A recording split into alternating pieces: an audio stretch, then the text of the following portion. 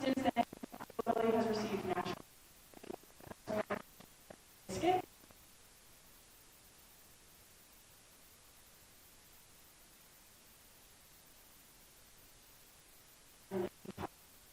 He's a lot cooler than I am, so I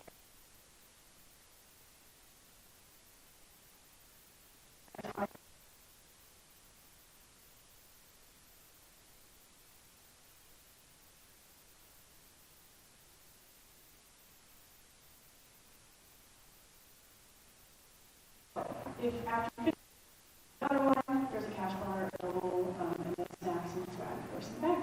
So enjoy your drinks, and please give a round of applause to Tim Wiggins. Awesome.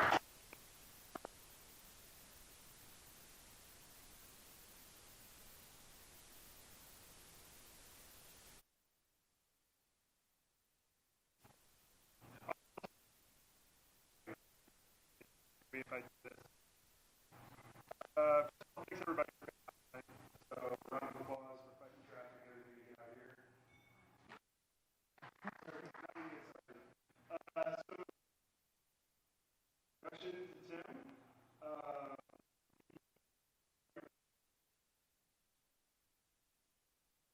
Thinking, design thinking. Okay. Sorry, just got down. It's throwing me off.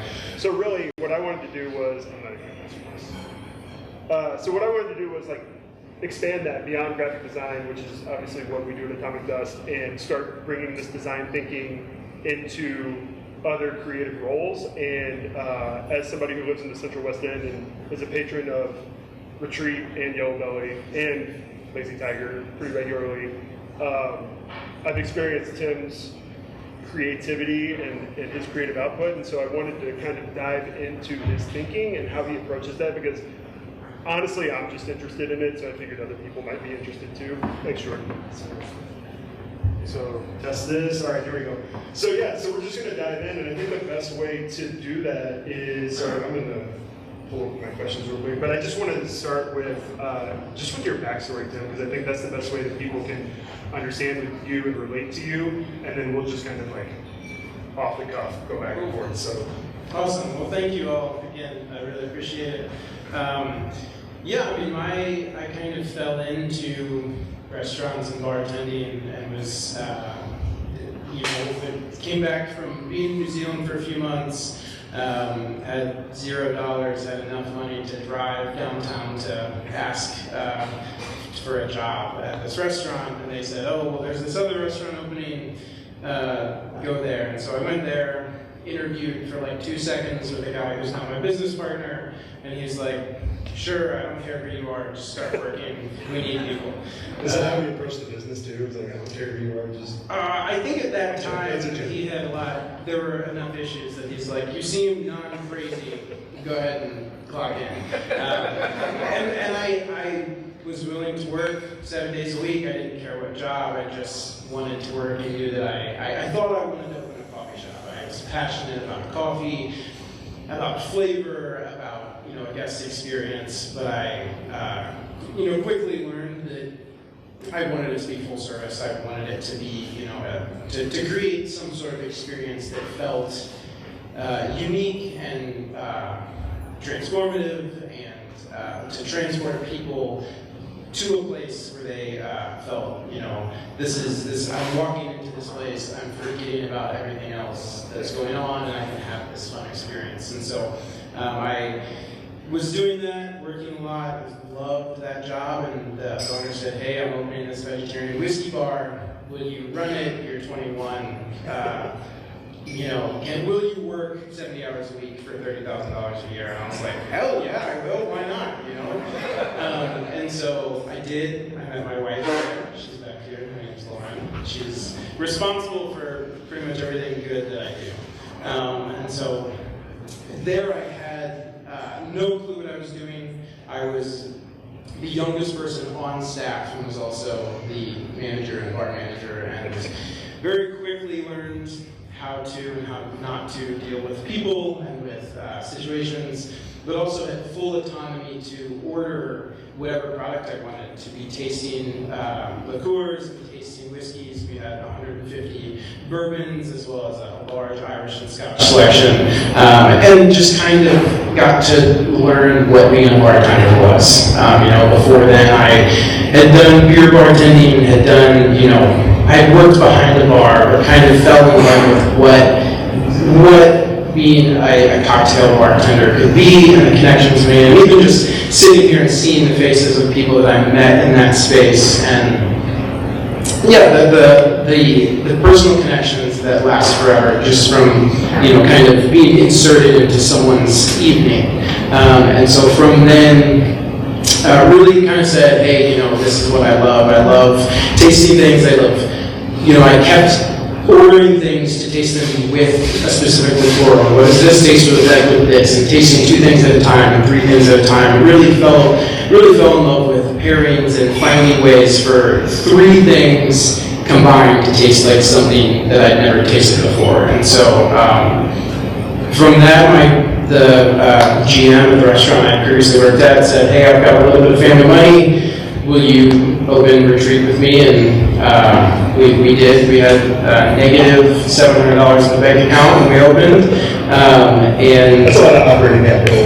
Well, we didn't have silverware. So that was, we were ready to open and we did not have silverware. And there was the great silverware debacle where the chef was furious. And we were like, we don't have money for silverware. Can we answer how you got it? Well, you can buy silverware for the full restaurant for like $400. So it was really a pretty small thing, but when you have these negative dollars, $400 feels like a whole lot of money. And so it was basically like, I don't know, I think it was me that was like, I'm going to just buy this silverware. I mean, it's negative 700, negative 700. Really the credit card is, So we opened and it was great. It still is great. It's almost 7 years going, which feels wild, but it was really a space that, I was able to learn how to manage people and to manage menus and to really have complete creative control and had this idea of releasing different menus, basically 4 menus a year at least. And it has turned into something that was not completely sustainable because I can't be at that location all the time. But was an experiment and like a kind of a block I put in front of myself to say I need to be able to do this, to constantly be creative, to constantly be pushing, because the first few menus at that bar, I still look back on and was talking with some staff because we still have some 5-6-year-old employees. They were saying, oh, I loved this cocktail. And I was like, oh, that cocktail was terrible. I had no clue what I was doing. That cocktail should have had this in it. I should have processed this like this. And so I look at them and can see the growth of 7 years later saying, oh man, that kid had no idea what he was doing. But also, that was where I was at. The scene in St. Louis 7 years ago was very, very different than it is now. At the time, we would go to taste for cocktails and we would get dinner places, but there wasn't really I'm excited about the food, I'm excited about the cocktails. It wasn't that common. It really felt like it. And so the idea was, how do we create a space that does have, if you want a can of Busch or a dirty martini, we got covered. But if you want a correct Mai Tai, if you want if you want a bamboo or sherry-based cocktail, someone in the building is excited to make it instead of very confused. And so that was the idea, and then it kind of morphed, a few years later into saying, hey, look, we want to do this kind of equatorial, tropical, fun, energetic space, and we want Yellowbelly to be a thing, and then Lazy Tiger, and so it's just kind of simple. So going a little further back than that, would you consider yourself a designer or a creative before even this stuff started? My focus was advertising communication. I still feel like my job is the advertising communication side of cocktails. I drank 2 cocktails. If a cocktail menu was created for me, it would have Negroni and a daiquiri on it. I don't need anything else. And so I find much more, the creative process for me is looking at like, who are these drinks for? How does this 3 ounces, why should it be inserted into your evening? What does that do? And not like, I like Negronis, you should drink this because I think it tastes good, really removing me from it and saying, you're coming in and spending money and this is your evening, and this 3 to 4 ounces can enhance that, and you're going to take it in a direction. And even if you leave and say, I don't know the name or what I had, but I know the drinks I had elevated the experience. Right. So like how, to piggyback off of what you're saying, let's say you're sitting down to create this menu for Yellowbelly. I mean, you did, right? So how did you have a blank piece of paper, right? Talk about your process. Like, how do you start that to just say, okay, like, well, you have the concept. Now, what's the menu going to look like? And then that even so, go from macro to micro, right? Like, we have the concept of Yellowbelly. We're going to have this kind of equatorial style drink and food menu vibe. All right, now we need to make drinks. Now, how do you do that? I mean, for me, it's so like my music is what I've just played music for a long time. I played drums for a long time, and I knew that it wouldn't be something I did forever, but also my mind thinks about things musically. So I really do.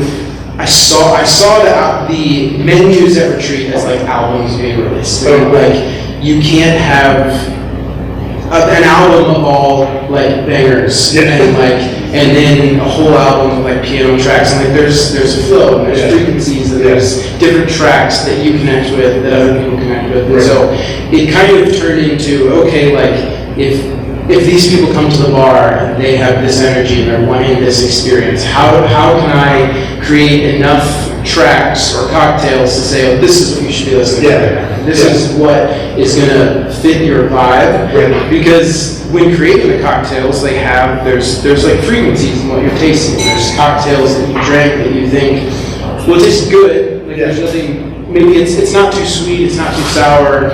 I taste the things in it, but ultimately, I'm tasting this much. And so really like finding ways to manipulate ingredients and to like open that frequency up and say, okay, like you can't just have all high notes and you can't just have all bass. You need somewhere to bridge all that together. So finding flavors and tasting them over and over and saying, okay, is this a complete cocktail? Because that's the toughest thing, is that you make these cocktails and you're like, is it done? Is it done? Right. And if it's not, if you don't taste it, someone asked me yesterday, like, how do you know if the cocktail's done? And I was like, if you don't taste it and think, damn, I will drink that. That is so good. Then it's not done. And it doesn't belong on anyone's menu. No one needs to spend money on it. That's how I feel, because you get connected. You think, I've worked on this cocktail for 6 months. I have designed it, I've dreamed it up, I saw what it should taste like. It tastes exactly like I want it to. But that doesn't mean it belongs on the menu and that people should be buying. And so I think that my process starts with like 6 to 7 different ideas, visuals, and like, this is what I think is exciting, and then forget about it for a week, and then come back to it, and you look at it, and you're like, ooh, that idea was cool, I forgot about that, but this is dumb, and this needs to be changed, and this doesn't make sense. And so a lot of picturing, what does this look like? What does it look like in someone's hand?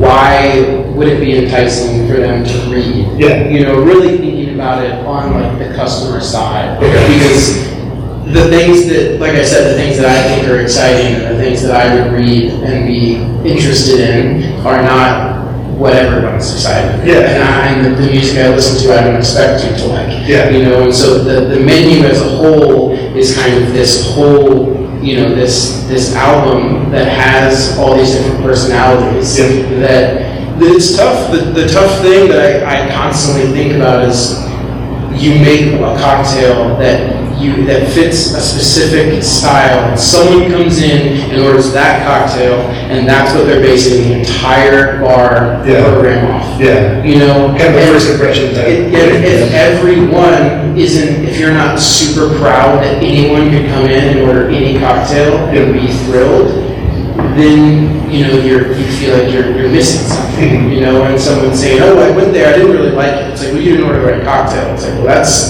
you can't say that. Yeah. You know, I ordered one that you charged me $12 for. Like, I get to judge it. Yeah. You know, it's harsh. Yeah. And kind of feels like everyone needs to be perfect. Yeah. And I think that's where like my brain spirals into like, none of these are good enough. None of this is good enough. And then you taste them a week later and you're like, okay, I know what I'm doing. These taste good. I've stepped away and now it's good. Yes. Yeah. So do you sit down, like, I'm trying to envision your approach. Do you sit down? 3 a.m. on my notepad on my phone. So you're like, on my phone, I like multiple cocktails I have like seen in my head, thought about, and found a way to replicate. Okay. And I don't like, I think the Golden State is one retreat that I eat a lot. I really love curry. I love yellow curry, I love green curry, I love the sweet and sour and the spice. And one day it was like, oh, this murky yellow cocktail with with nutmeg and a curry leaf that tastes like this, called the Golden State. It needs to exist. Yeah. And so then kind of like worked backwards on like, well, how would I create those flavors, and how do you create a savory dish into a cocktail that tastes good? That people are interested in trying. Right. And then coming back for it. Yeah, and maybe they drink it. Don't ever think this was inspired by Thai curry. Yeah. They just think it tastes good. Yeah. And so a lot of times it is thinking of something out of the blue and just typing down on my notepad. I probably have hundreds of pages of just like, I thought of this name, I saw this cocktail, I want to create it. Yeah. And so lots and lots of editing. So you are essentially like pen and paper, then to like the net side design the bar, making it work. And then it's like, you have this brilliant idea of this cocktail name, what it looks like, what it tastes like. You've typed up all these different ways it could work, and like 5 out of 10 times it just tastes terrible. And you're just like, but it should work. You know, mathematically it should work. The sweet and sour bone should work, and it just doesn't. Yeah. You know, and so like that, you know, there's humility in like, okay, well, next, like I have to just move on. Yeah. So how do you make that decision, right? Like, how do you say, okay, do I need to put more work into this, or do I need to scrap it and go with something else? Like, where's that barrier for you? And I'm sure it's different with every. I think that if it's not better than the thing that I'm taking off the menu, then it's not. Okay. Then it doesn't need to exist. Okay. You know, and I think that there's this need to like, well, it has to change. Things have to change. Things have to be different. Yeah. But only if they're better. Right. You know, and I think that that's been like something that we've kind of honed in at Yellowbelly of more like, okay, well, we've kept drinks on the menu longer than we ever have because we haven't come up with something better, and also they are part of the identity of that space. Right. And there's kind of like, okay, you want it to change, you want it to evolve, you want it to get better, but also if I show up to this bar, I want to be able to have these flavors and experience this drink exactly the same as I did 2 years ago, because that's why I'm here. Yeah. That's why I agree. Yeah. I mean, like I tried the new stuff, but like I'm all about the Lazy Tiger, right? Like I know that there are some times that is what I'm craving. Right. And that's and why those cocktails, almost like the 4 or 5 that haven't left the menu, are almost always the first recipe I tried and locked in. And like when I felt like this, I'm confident this will work, I know it will, and it does, then it does. And I feel like if I have to manipulate it and work on it for more than like 3 days, I just give it up. If it wasn't going to work then, it's not going to work. Yeah. How do you decide? Okay, so say you've got the menu and it's time to start changing stuff. I'm sure it's probably based on sales. To a certain extent. It's funny because I feel like that should be the case. But I also love taking the second most popular cocktail and like changing it. Because a lot of times it's product driven, and a lot of times it's seasonality, and a lot of times it's we tasted this new pulque, this weird agave adjacent spirit distilled from fermented like agave beer. It needs to be in a cocktail. What spirits and brands and people really do I want to put on the menu? Because I think about, like, when I see those brands, I see the people behind them. You know, it's like a lot of times you have someone come in, it's like, I'm a farmer and I grow this and I distill it and I make it, and you think this whiskey may not taste better than Evan Williams. And I may want to drink Evan Williams more, but can I put this person on the menu? Can I find a way to highlight this person, especially a local person, to say, like, this, I can make this very delicious, and the people that I know and care about benefit from it more than some company that doesn't care how much it's some bigger corporate distillery or something like that. Do you see yourself, and I'm not trying to put you on the spot so we don't want to answer it, but do you see yourself trying to go further down that path? Where, like, even seeking out local makers versus the bigger distilleries, or? I think yes, and I think that it's not always about it being local necessarily, but like really being intentional about, you know, there are spirits that are made sustainably and with good practices and that pay their workers and field workers and distillers adequately, and there are most that don't. And I think that, like, for me, it's about, okay, well, this $22 bottle of tequila tastes good, and it's $22, and this one's $36, and it's female-owned, and pays their employees 10 times what the other company pays. And their conditions are shown on, you know, they have pictures of them. This is a company that maybe this cocktail costs $14 instead of $11 because I'm using this product. And so I think that over the last, really since COVID especially, as we got to pause and like get off the hamster wheel, be like, what are we doing? Where's our money going? Who is our money going to? And like, can we help people that actually need it? And through that, found a lot of different brands that are transparent about how they're made and what their workers get paid. And to me, it just mattered more to use those than putting big brands on your menu. Where you can get anywhere. And you know, if you put Maker's Mark in this cocktail, certain people are going to order it. You know, but Grey Goose in this cocktail, certain people are going to order it. And hopefully people say, what is this? What is this? And I can say, let me tell you what this is. This is exciting. This is, you know, this is something that we can connect on. And maybe you're not concerned about what it is, and that's great. But I think that conversation piece is more important than, I read this, I know what this is going to taste like, I want this. How does aesthetics come into the whole design process of the cocktail? So let's say you've got it figured out, now it's plating it. I don't know the mixology. I think the aesthetics are what a lot of times don't get fully thought through. I think that there are cocktails that taste good, they get served the wrong way, they're served in the wrong glass, that, you know, so you're saying just in general? Just in general. I think that I've been served many cocktails that I'm like, man, if you would have strained this orgeat through a coffee filter, this would look a lot better. And I would want to drink it more. You know, and I think that people, it matters, you know, and people want to feel like, I want to drink this looks good, I look good holding this.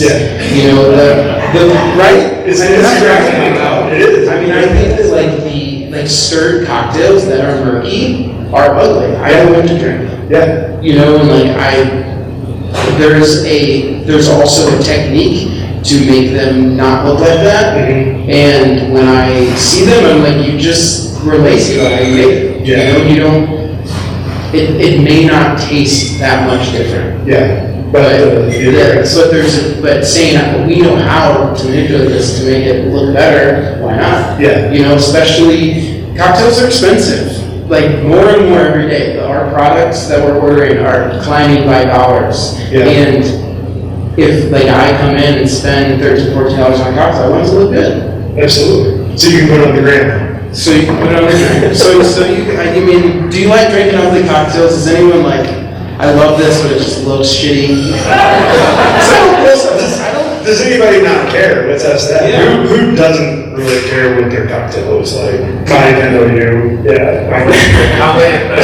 Well, then you just put it in a tiki mug, and then it doesn't matter what it looks like, right? That's the whole, you just hide it in a cool ceramic mug. So the garnishing is part of the design process. The garnishing is part, and I think that I've ridden waves of garnish and anti-garnish, and I'm currently in kind of an anti-garnish. Is it because you see people over-garnishing, maybe? There's definitely an over-garnish, but also I love the over-garnish. Really? I love the idea of this fantastical, over-the-top, wasteful, like, whoa, this is crazy, because cocktails are fun, and if it's not fun, right? You know, then what do you do? I'm a serious checker, I'm not a fun drinker. You know, I know that's not true. So I'm not against the over-the-top garnish. Yeah. I am very against the unthoughtful garnish. I'm very against. Can you expand on that? This cocktail has banana in it. So what I'm going to do is I'm going to take a banana chip and I'm going to toast sugar on it, and it's going to sit on top of the drink, and it's going to be hard as a rock, and it's going to be soggy, and no one wants to drink. Yeah. No one's going to. Yeah. But I want it to be there. Yeah. You know, that it's like, does this enhance the cocktail? Right. Does this aromatically enhance the cocktail? Does this make the cocktail better? And if not, then maybe it just doesn't need it. Doesn't need it, yeah. And I think that's part of like the cocktail you had today, which looks like water, and I think that's super fun. I don't know why. I'm really into these cocktails that are just completely clear and look like water but taste like a garden. It adds to the experience, right? Because it's very unassuming. It is, and I think that the humility was like the idea of this cocktail that like, oh, this looks like a martini or just like water in a glass, but has an acidity and has a sweetness and has herbaceousness and has like a texture to it. Right. And did everyone get to try the cocktail, the non-alcoholic cocktail? It was Rieger Gin, which is made in Kansas City by friends that we know that are excellent. The aloe vera liqueur has this like eucalyptus, cucumber. There's only a tiny bit in there, but it has this really cool herbaceousness. Pandan syrup, which is a Southeast Asian leaf that tastes kind of like vanilla, that adds texture to it, and then a citric acid solution that is balance the pH the same as what lime juice would average out to, and then we soak lime peels in it to create essentially like faux lime juice that's shelf stable and completely sustainable. And so, and then the non-alcoholic cocktail, I have an air still, this very simple still I bought on Amazon that we've been distilling non-alcoholic spirits in, that you essentially are making hydrosols, or like very intense distilled teas.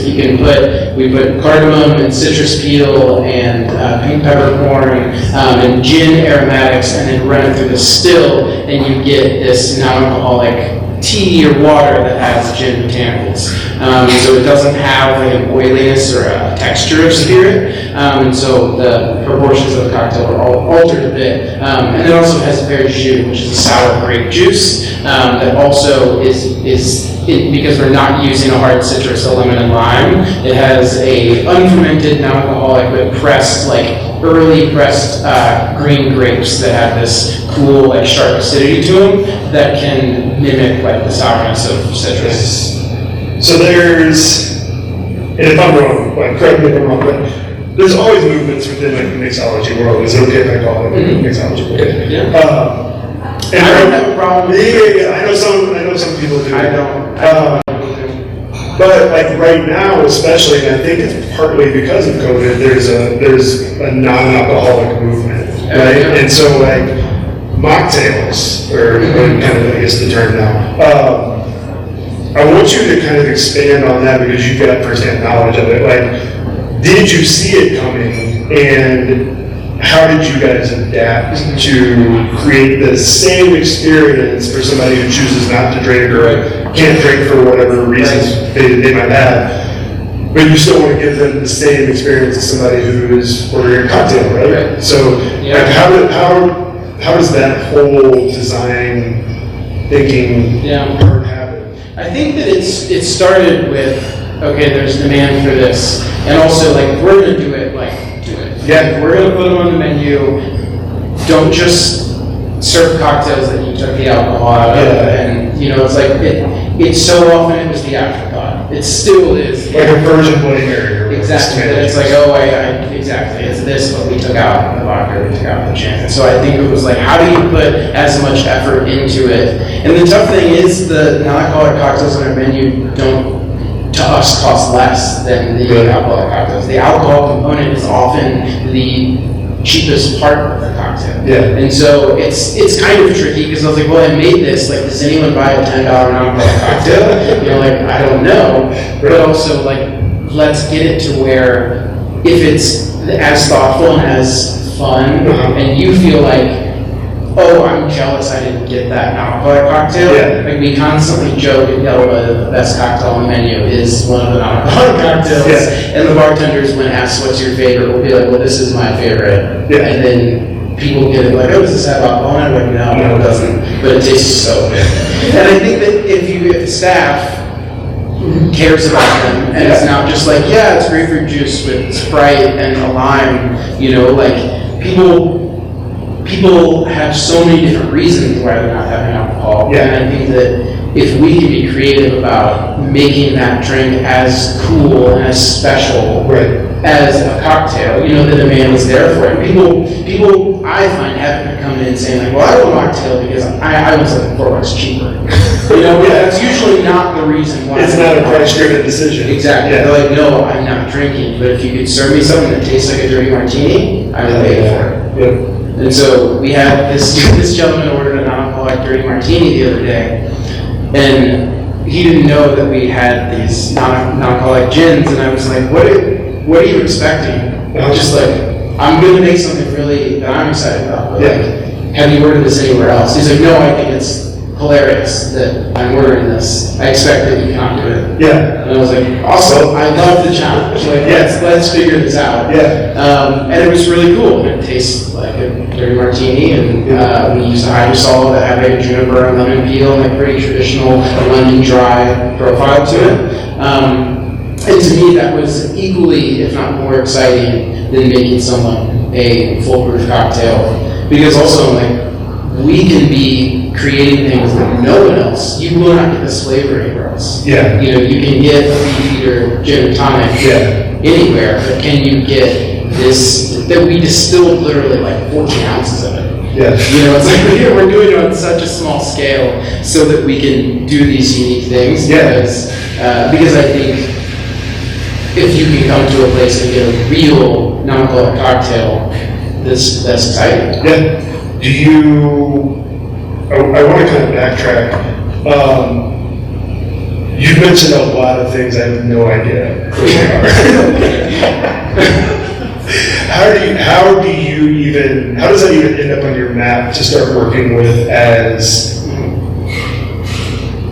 an ingredient or whatever to work on? There are definitely like some industry leaders and some people on social media that are pushing, like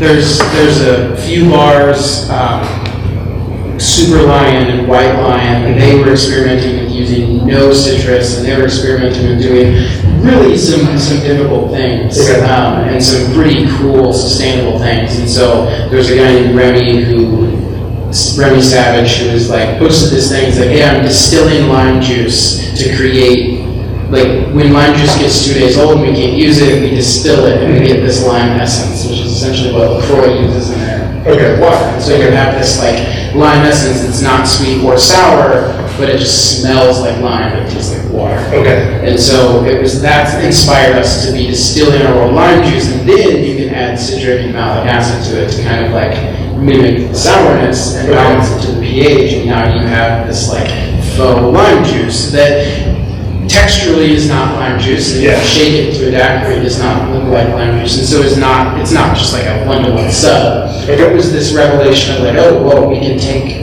product that would be waste, and turn it into something that's unique and shelf stable. And so I think some from like seen what some of the more avant-garde people in the industry are doing, and also a lot from just like, I get to work with super brilliant cocktail people, you know, and that was so much of my mission. Was I hired a GM at Yellowbelly who is a cocktail and spirits expert, and I think is one of the few people kind of like responsible for what the cocktail scene is today. You know, like 5-10 years before I was, he was doing it. Yeah. And I was like, I want to work with you because I think what you know is awesome. Yeah. Inspiring. I don't know a lot of the things he knows. Yeah.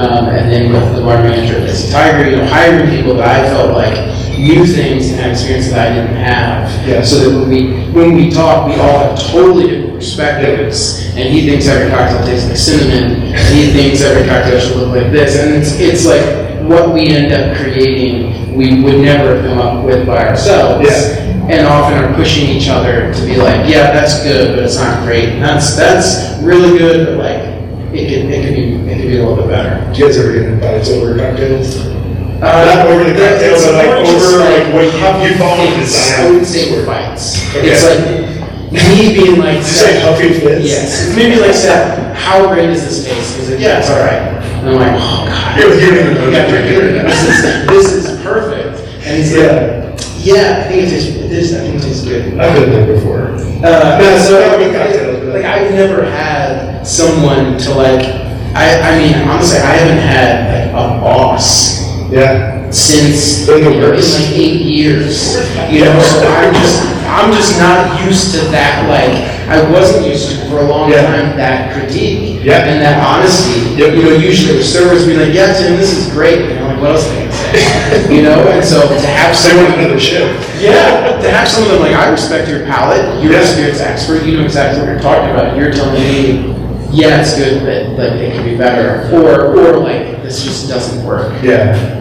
Do you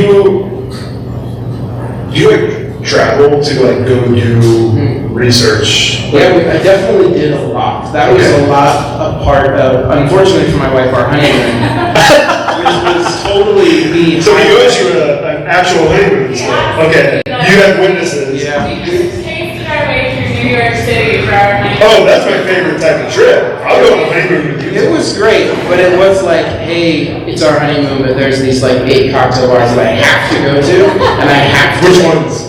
We did Death and Co. Okay. We did Dead Rabbit. We did Pouring Ribbons. It was wonderful, and there's still people that we met in that experience almost 6 years ago. That was like still people we connected with, and drinks that I think completely inspired how I do things now. That's right. Really, the Death and Co. original book was like the Bible for me for a long time, and was like, this is how things are done. You lay out all of your dry ingredients, you measure all your wet ingredients. You know, you use these things, you shake like this, you use this technique, and I think that.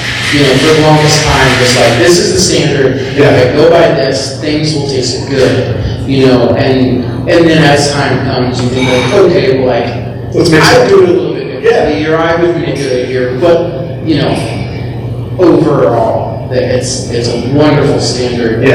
How to do things and how to do things. Yeah. So like, learn the rules and then learn how to break them. Absolutely. Yeah. And I think that's, you know, there's a lot of younger bar backs that come in and like, well, I want to be a bartender. And I'm like, okay, well, like, this is what it looks like, and this is the job you're going to work, and also, like, read these 4 books, and, like, let's talk about it. And usually it's met with, like, okay, and I'm like, the books are on this bookshelf. You can take them whenever you want, return them whenever you want, and, like, 1 out of every 10 takes them. I was getting ready to say, how many actually do it? The ones that do end up being great bartenders, you know, and multiple people that I've hired and have given that opportunity to have taken it and run with it. And so they're like, well, I just want to like make cocktails. I'm like, well, that's not how this works. It looks like that's all we're doing, but if you don't understand why Mai-Tai is balanced like this, and what sherry does in a cocktail, then like you don't get to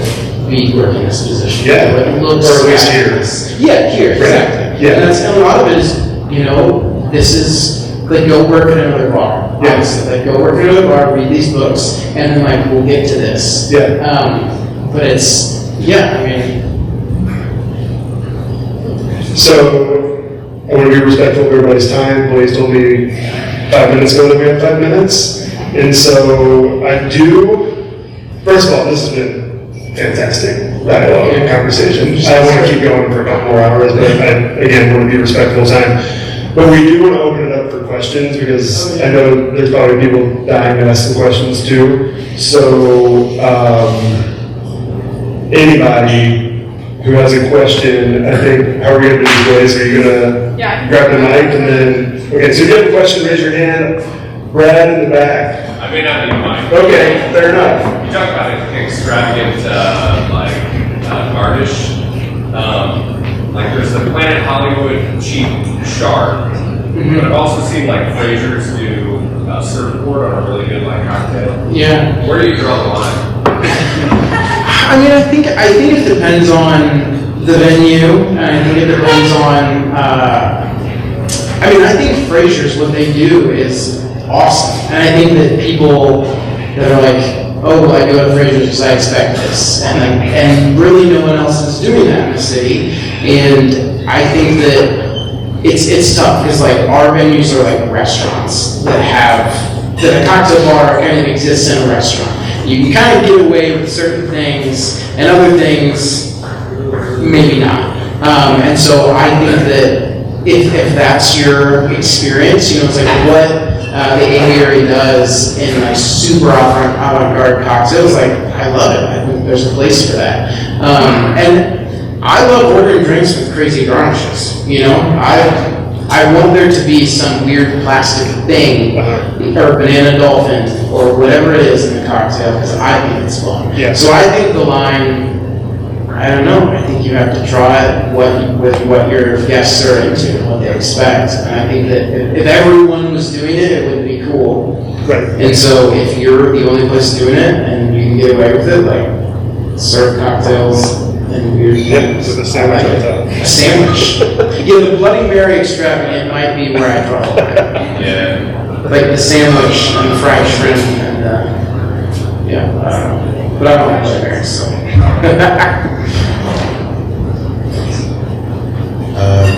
You stretch your citrus juice in terms of sustainability and also just for flavor.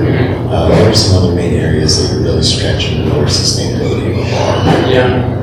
The citric and the powders are key, but then also like dehydration. So we have 2 different dehydrators, and one of the things we've really gotten into is taking food waste from the kitchen, dehydrating it, and then infusing it into usually fortified ingredients, but then also different spirits to create shelf-stable flavored like cordials instead of just juices and syrups. And so like tomatoes, we have a dehydrated tomato sherry that's awesome, or dehydrated gooseberries, whatever fruit that the kitchen has left over for brunch, we'll break down and dehydrate, and really you get a much better infusion in your spirit when using dehydrated fruit versus using fresh, because there's a lot of water content, you're just leaching water. And pulverizing raspberries that are fresh and then spreading them out. You can dehydrate, you can take the seeds and infuse the seeds into something, because you get like almost like an almondy like nuttiness, and you can take the pulp from it and make it in like basically make like sheets of dehydrated raspberry, crush it up and put it into spirits. And so the dehydrator has been huge for us. The dehydrator, the still, to be able to distill them,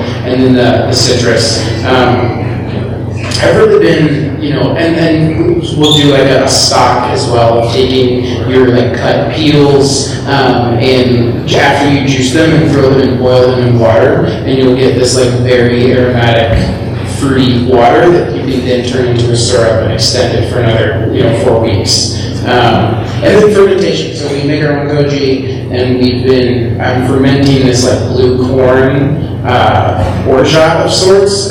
Super geeked out about it. But it's another way to take something that is basically at its expiration, ferment it with our goji, our garlic goji we make in-house, and then extend that almost indefinitely.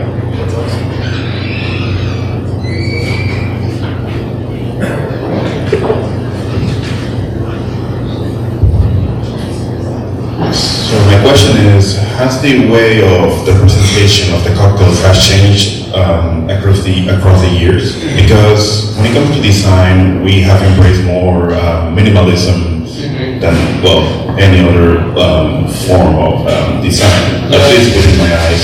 So has the way that you design your cocktails have become more simplistic? Or Yeah. yeah. I think that's a great question. I think it's kind of on both sides of the cocktail bar.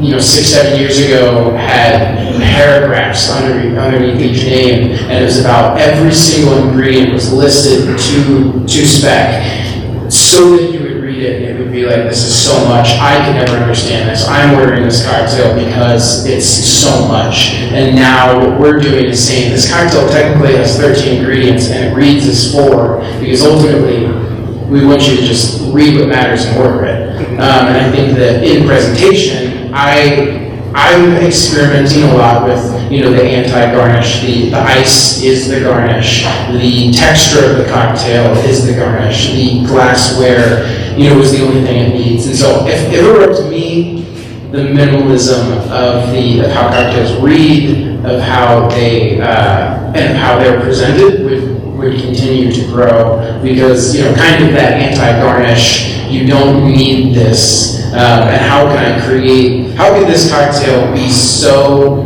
humble but yet so exciting once you get into it, instead of this looks amazing and like it tastes good.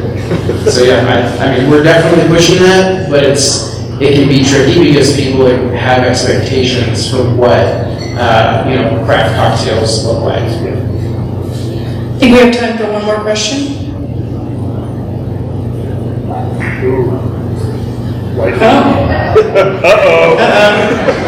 This could have happened at home, Warren. Well, just because I truly always am super impressed by the names that you come up with for the cocktails. Can you talk to me, everyone, about how do you name your cocktails? Does it start with a name and the cocktail follows, or vice versa? It does depend, but I feel I have this personal connection to the names, and I found that it does start with like, what does this cocktail feel like, taste like, evoke?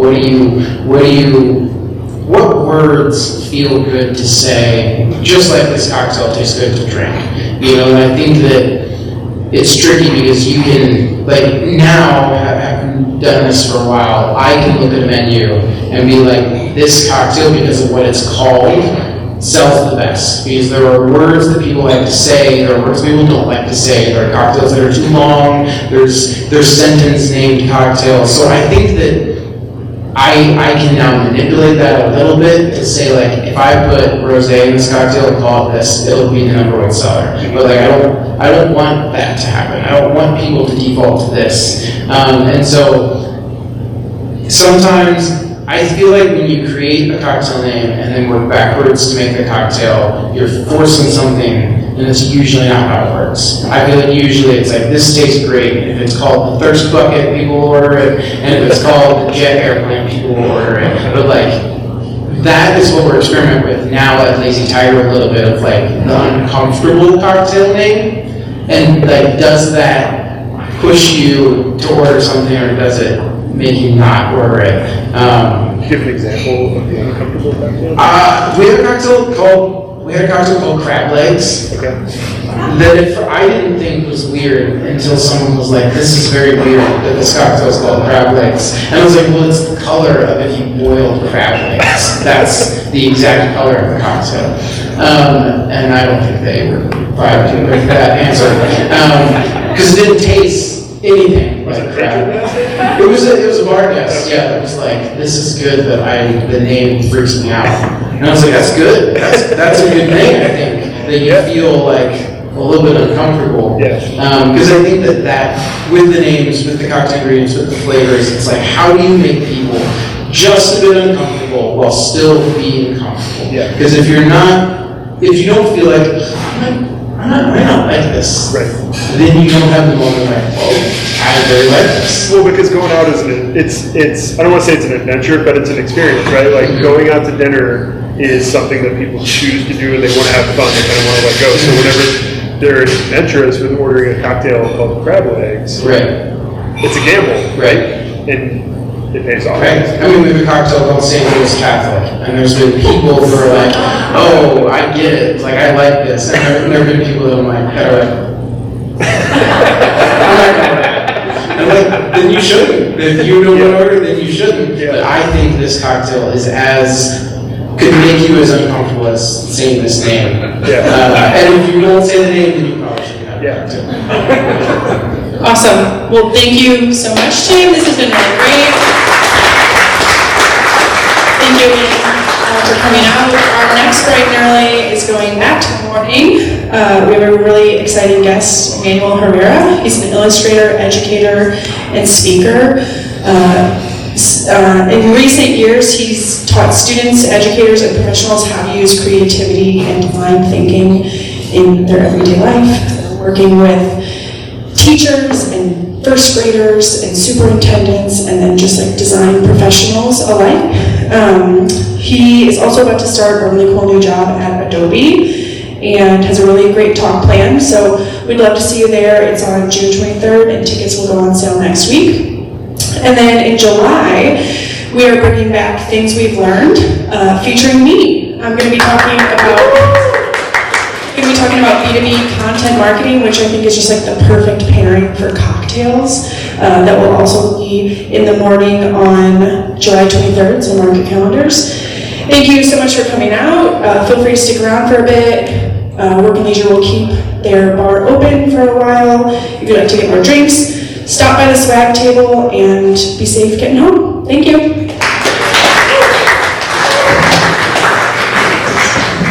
Seriously, I agree.